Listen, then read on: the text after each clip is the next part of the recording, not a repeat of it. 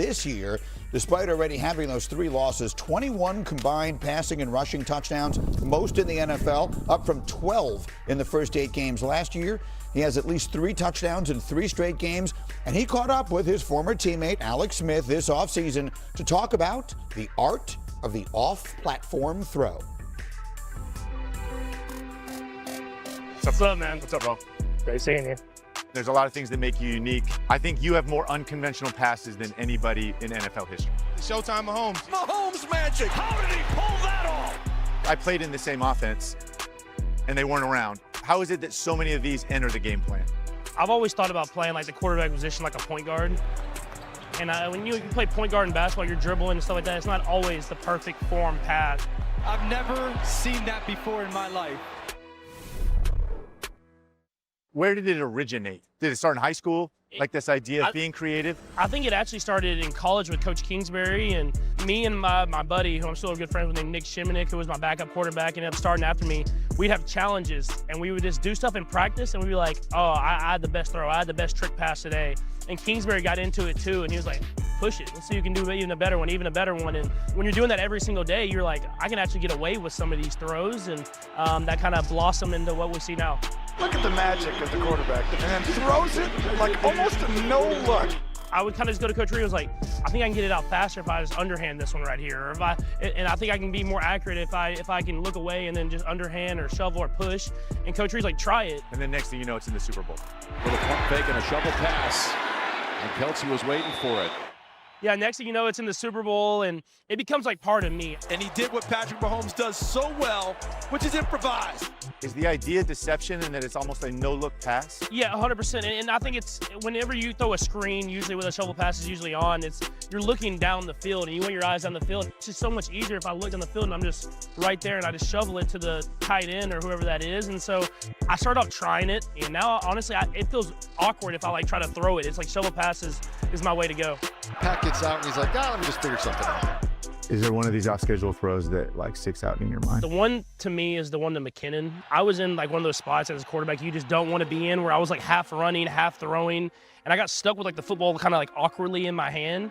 And I was about to get hit really hard, and I kind of just saw him, and I just like flicked just your wrist up like this. And he just slings it under his hip to McKinnon for a touchdown. And ended up being like a 50, 60-yard touchdown. And that one was the most like, all right, like that wasn't supposed to work, and it worked out perfectly. And those are the ones that like I go to Coach Reed, and I'm like, if it works, it's good, but if it doesn't work, I'm gonna be in trouble.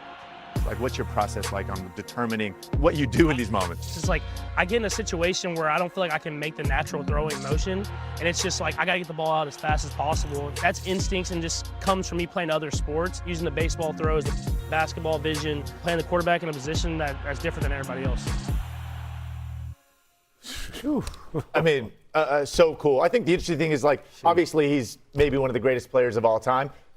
We forget when he was coming out, there were a lot of people that thought he was so unorthodox that it wouldn't work in the NFL. And to see the marriage with Andy Reid and the West Coast offense, and they're both putting their kind of fingerprints on this, is really cool how it's turned out. He's changed the entire NFL in that way, in that no one wanted what he was doing in college. Now everyone is trying to find someone who can do the things that he does. How many mistakes have teams made trying to draft a quarterback just because he can make the unorthodox throw? It is remarkable. All right, back to Jeff Darlington, who was with us again in Buffalo getting set for tonight's game. Jeff, what more can you tell us about Mahomes? Well, Greeny, there's another layer to this that we can add to kind of the graduation of Mahomes. I was talking to him after the Week 2 loss against the Eagles. He had 7 carries in that game, and I remember saying to him, it feels like you're running the ball a little bit too much right now, sort of the way we started to see him do that last season. And he was like, I know. But what I learned after that is that Patrick Mahomes this year is running the ball more. He is running for more yards and he is rushing for more attempts, but he's not doing it because he has to, out of panic. He is doing it because he wants to. And this goes into some of what Alex was talking about, the off-platform throws. What he is now doing is using his legs to sort of shift the defense. He is now, as one coach told me, manipulating defenses with what he does with his legs. And yes, that does cause him to sometimes scramble for yards, But if you watch him during games, I'm told by these coaches, you'll start to see him move horizontally to try to move defenses with him. And that is another layer to what Mahomes is doing right now. I'm telling you right now, these coaches, Mahomes, they all feel like he is playing some of the best football of his career, which is obviously a very scary thought, Greeny.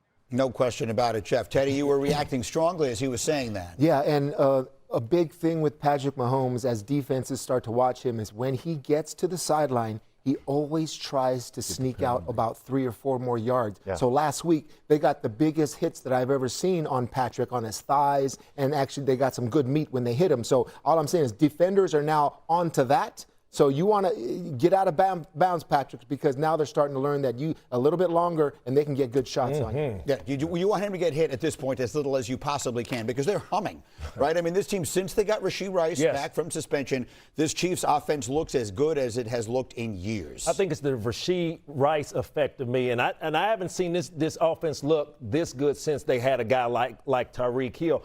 And I got some plays on here, and I want y'all to look at this, and I want y'all to see what I'm seeing. That's why I'm calling it the Rashee Rice effect. I want y'all to look at this mismatch Andy Reid is putting on the Mike Backer. Hall of Fame brother Bobby Wagner in the future, but he makes him look silly. Eyes in the backfield, Bobby. Eyes in the backfield. No. Being able to create the mismatch. And I'm talking about the Rashee Rice effect. This next play, Rashee Rice is the sole receiver down. You got 4 receivers up at the top. Rex, why do we have 3 defenders over 1? Because that's Rashee Rice. Well, guess what's open, Rex? The middle of the field. So Patrick Mahomes, all of this talk about, hey, man, you got to go find your young quarterback like Patrick Mahomes. Rex, there's only one on planet Earth, so stop looking for it. One thing about Patrick Mahomes, he's seeing everything. With having a guy like Rashee Rice back, y'all have seen it for the last couple of weeks. It opens up the whole field for all 11 guys. Well, let's put that to numbers, all right? Rashee Rice, the effect that he's had on Patrick Mahomes, the greatest quarterback that we probably have ever seen.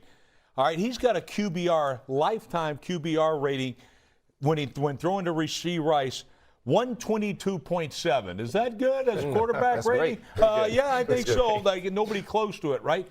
This team is so much better than last year's team. Yes. Last year's team, I kept saying, I go, man, they have no explosiveness. They don't. They never had McKinney. They never had Brown was hurt. And Rashee Rice they only had for 3 games. And I'm like, man, they stink. Well, let's put it to numbers. I know you love margin of victory, right? Last point year, differential, I hate differential. it. I hate you it. do hate it. You're the only one that doesn't, that hates it. Yeah. 7.1 margin of victory last year. This year, 19 points. And they haven't had Rashee Rice but for 2 games. So to me, look, this is a way more explosive football team than they've been in the past. And that's why I think they're extremely dangerous. I agree with you. And it's not just the numbers. Listen, I'm fortunate enough I get to go to Kansas City pretty often. And every time I'm there and I'm talking with Patrick and Andy and Nagy, like, this is the guy they keep talking about. It's Rashee Rice, right? Like you forget again that this is West Coast offense, and so much of this is built around short throws, short timing throws, and run after catch, and that is Rashee for this offense, right? When you see him in person, this guy's built like a running back, and he has the mentality to go over the middle and work on linebackers and catch these balls in traffic, and he has strong hands. And again, he's the 100-mile-an-hour fastball, right? And some of these other pitches come off of it, but this guy, man, he makes them go, and obviously playing at a high level right now. By the way, in 2 weeks, he's lined up at 8 different positions in 2 weeks, right? It's hard to take away when you're a defensive understanding the game plan. And I said a couple segments ago about, I messed his name up, the offensive coordinator, Joe Brady, being able to keep up. In this game like this, you're talking about Superman, Patrick Mahomes, Joe Brady, the offensive coordinator for the Buffalo Bills, has to come out with an executing game plan. Why? He has to be able to keep up with this offense. I can't wait to see this. Go ahead. Most of my favorite stat of the week as we wrap up the conversation. This one is for you, Rex. Josh Allen, it's from Cap. Josh Allen and Patrick Mahomes today will become the first ever quarterback since the merger who are not in the same division to meet 10 times in a 6-season span. The only other teams ever to do it were the Raiders and the Steelers in the 70s, but Ken Stabler did not start one of those games. So they're the first quarterbacks ever to go head-to-head. This matchup has become that level of legendary. Yeah, absolutely, because both these teams have dominated their divisions, and they're going to continue to do so, I think. Yeah. No, the Patriots. That's another topic. That's another topic. Don't say that. Speaking of the Patriots, Mike Vrabel.